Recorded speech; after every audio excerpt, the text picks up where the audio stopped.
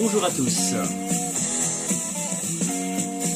Cette vidéo nous parle d'un sigle que vous connaissez tous, le PIB. Le PIB, vous le savez, ça veut dire produit intérieur brut. Mais une fois qu'on a dit ça, on n'a pas encore expliqué ce que c'est vraiment.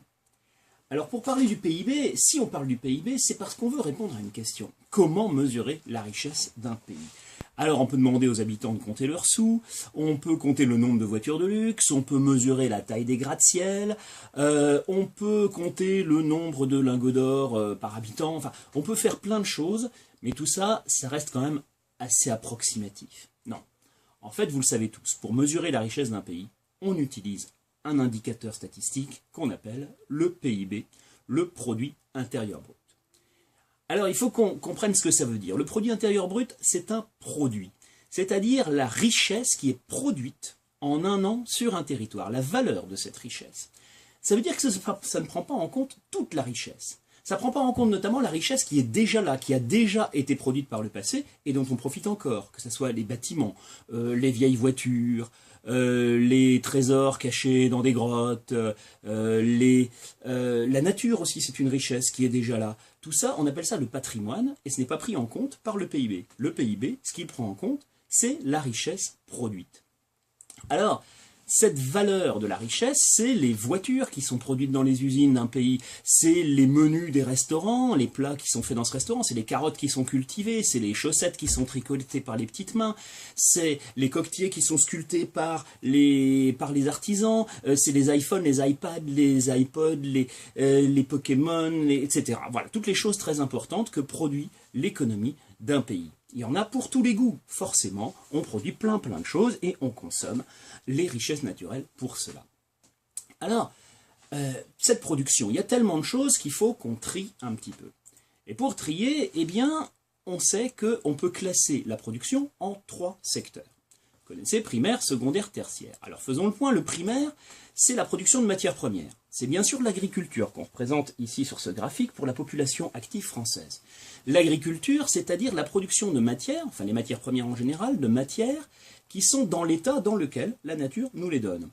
Donc l'agriculture, mais aussi les activités extractives, comme les mines, les carrières, donc aussi le pétrole et le charbon. En France, ça compte assez peu. En France, le secteur primaire, c'est essentiellement l'agriculture, et ça occupe donc, vous le voyez ici, à peu près 3% de la population active. Ensuite, il y a le secteur secondaire. Là, ce sont les produits manufacturés. Ce sont des activités de transformation. À partir des matières premières, on les transforme en des produits manufacturés. Ça concerne l'industrie, ça concerne une partie de l'artisanat, ça concerne la construction, le bâtiment, les travaux publics. Et ça fait ici environ 21% de la population active. Ensuite, il y a le secteur tertiaire qui pèse de loin le plus lourd dans l'économie française, qui occupe le plus d'actifs, environ les 3/4 de la population active. Le tertiaire, ce sont les services. Les services, ce sont bien sûr tous les services publics de santé, d'éducation, de sécurité, mais c'est aussi le commerce, ce sont aussi les professions libérales, le transport, les banques, etc., etc. Et dans chacun de ces secteurs, primaire, secondaire, tertiaire, il y a des gens qui travaillent. Et quand ils travaillent sur un objet, eh bien, ils donnent de la valeur à cet objet. Un objet qui a été transformé a plus de valeur que cet objet au départ.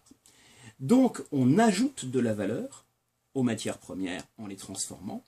On ajoute de la valeur à un produit une fois qu'on l'a vendu, parce qu'il y a eu le service de le vendre. Bref, on produit ce qu'on appelle de la valeur ajoutée.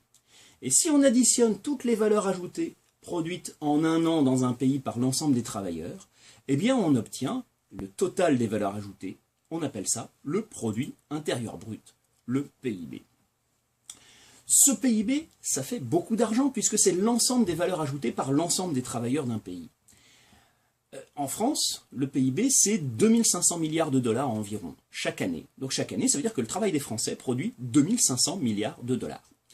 Ça fait beaucoup d'argent. Cet argent qui est redistribué entre 3 types d'acteurs. D'abord, les travailleurs qui touchent une part du PIB, on appelle ça des salaires.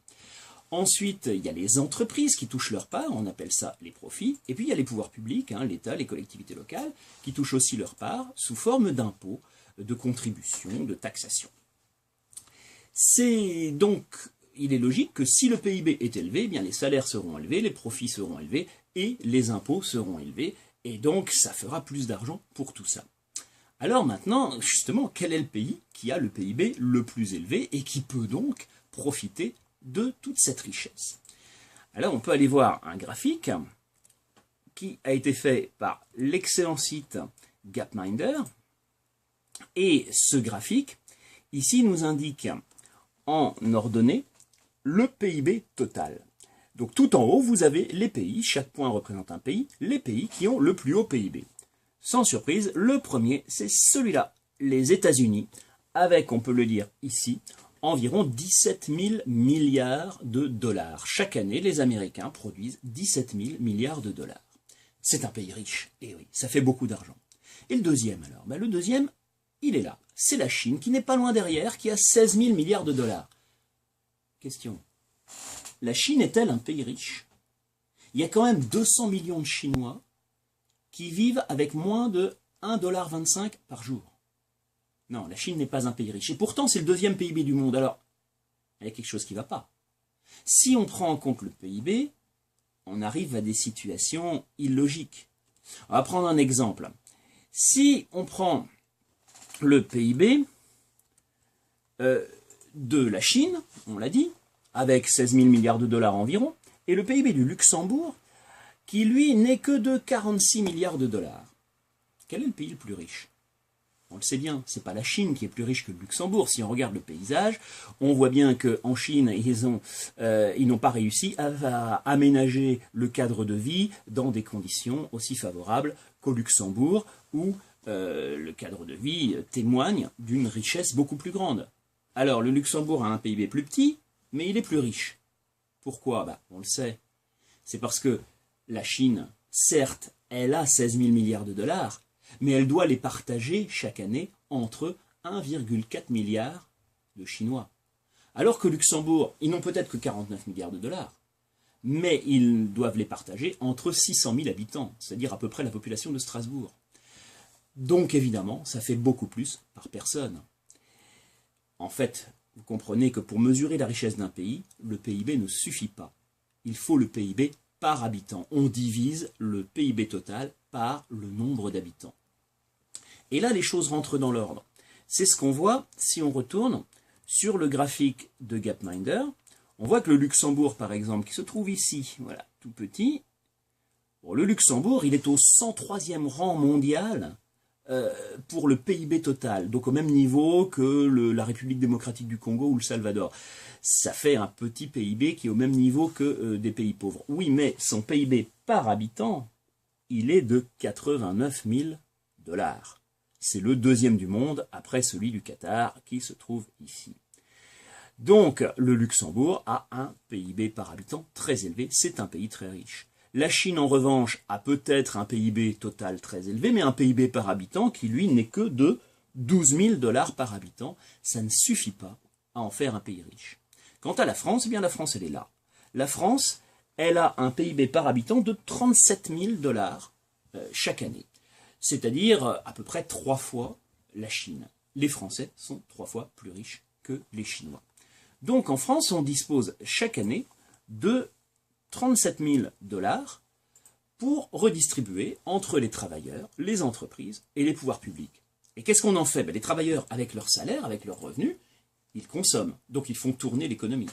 Les entreprises, avec leurs profits, elles réinvestissent, donc elles modernisent l'appareil de production pour avoir ensuite une meilleure productivité ou un meilleur rendement.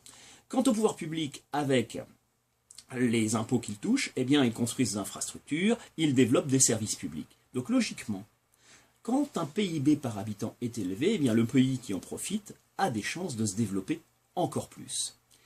On peut d'ailleurs faire une carte des différents pays en fonction de leur PIB par habitant. On aura en vert foncé le PIB par habitant le plus élevé, et on voit bien sûr que ce sont les pays du Nord, particulièrement Amérique du Nord, Europe, et puis le Japon aussi, Australie, Nouvelle-Zélande, qui ont le PIB par habitant le plus élevé.